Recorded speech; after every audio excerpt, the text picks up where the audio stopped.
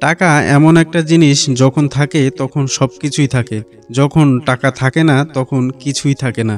আমরা যখন টাকার পিছনে ছুটি তখন টাকা আমাদের কাছে ধরা দিতে আসে না, কিন্তু যখন আমরা টাকার কথা ভাবা বন্ধ করে দিয়ে নিজের কাজটাকে ভালোবাসা শুরু করি তখন টাকা এমনিতেই আমাদের কাছে ধরা দিতে আসে।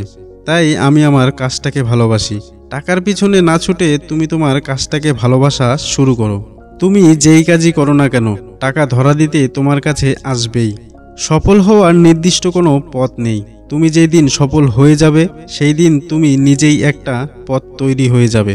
এখনই তোমার সঠিক সময় ভবিষ্যতের কথা চিন্তা করার।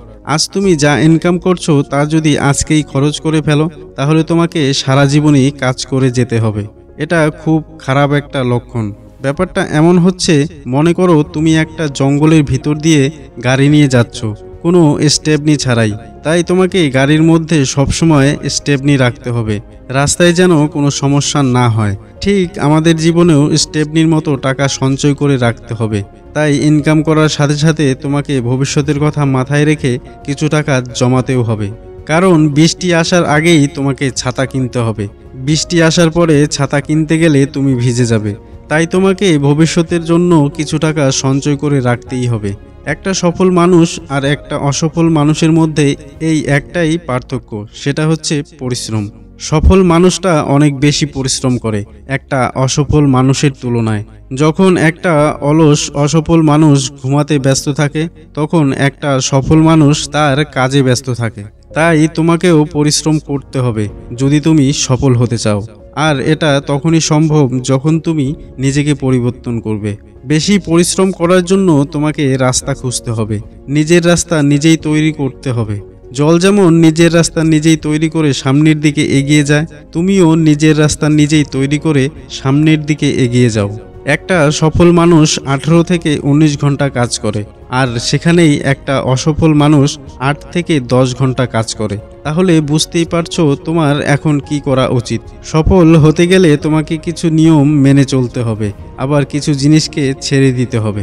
আজকে আমি তোমাদের সাথে এমন কিছু ভুল কাজের কথা বলতে এসেছি যা এখনকার জেনারেশনের ছেলেরা করছে, যা করা একদমই উচিত নয়। নাম্বার 1, ইনকাম করছো কিন্তু সঞ্চয় করছো না। তুমি কত টাকা ইনকাম করছো সেটা বড় কথা নয়, তুমি কত টাকা সঞ্চয় করছো সেটাই বড় কথা। কারণ যদি তুমি ভবিষ্যতের জন্য সঞ্চয় না করো তাহলে তোমাকেও একদিন আফসোস করতে হবে, কষ্টে দিন কাটাতে হবে। করোনার মতো মহামারীতে তারাই ভালো ছিল, তারাই আরামে ছিল যারা আগের থেকেই টাকা সঞ্চয় করে রাখত। যেমন পিঁপড়া 9 মাস সঞ্চয় করে রাখে আর বর্ষার 3 মাস আরামে বসে দিন কাটায়। তাই তোমাকেও ইনকাম করার সাথে সাথে ভবিষ্যতের জন্য কিছু টাকা সঞ্চয় করে রাখতে হবে। তাহলেই তুমি ভবিষ্যতে ভালো থাকতে পারবে। আর প্রত্যেকটা মানুষের এটাই করা উচিত।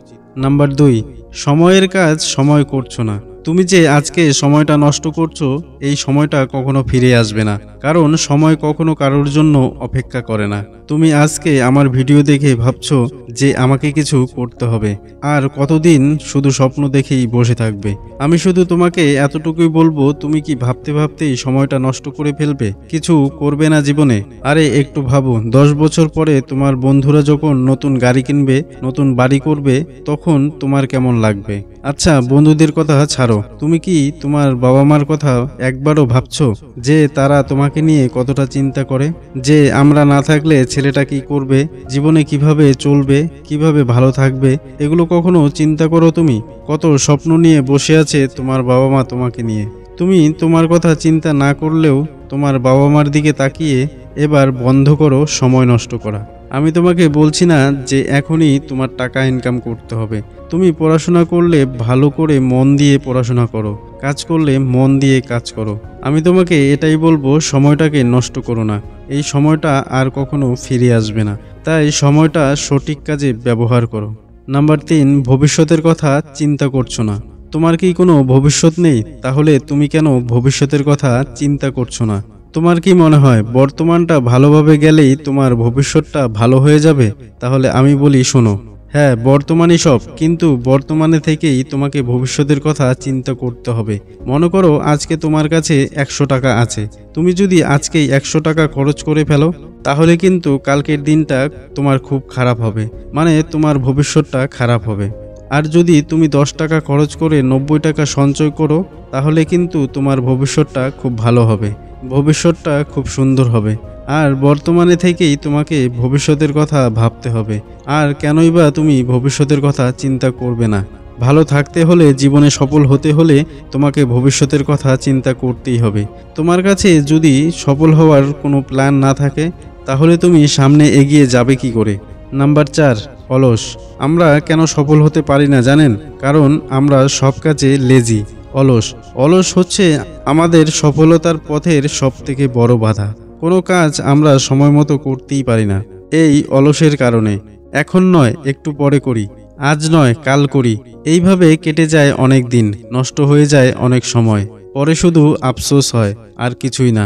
অলসটাকে যদি আমরা ত্যাগ না করি, তাহলে কখনোই আমরা সামনের দিকে এগিয়ে যেতে পারবো না।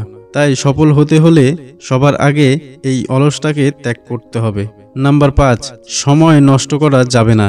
সময়ের মূল্যটা যদি এখন বুঝতে না পারো, তাহলে সফল হওয়ার স্বপ্নটা দেখা বন্ধ করো। কারণ এই বর্তমান সময়টাই তোমার ভবিষ্যৎটাকে তৈরি করবে। আর তুমি ভবিষ্যতে সফল হতে চাও? সফল হতে হলে এই বর্তমান সময়টাকেই তোমাকে কাজে লাগাতে হবে, নয়তো তুমি কোনোদিনও পারবে না সফল হতে। যেই কাজটা করে তোমার ক্ষতি হচ্ছে, সেই কাজটা তুমি বারবার কেন করছো? একটা চুম্বকের চারিপাশে কিছু লোহার তারকাঠি দিয়ে দেখবে চুম্বকটা কিভাবে টেনে নেয় তারকাঠিগুলোকে নিজের কাছে। তাই সময় নষ্ট না করে সবকিছু পিছনে রেখে সামনের দিকে এগিয়ে যাও।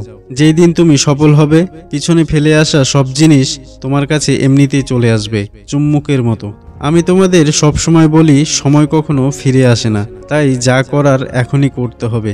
কথায় আছে, কাল করে সো আজ করে, আজ করে সো আভি করে।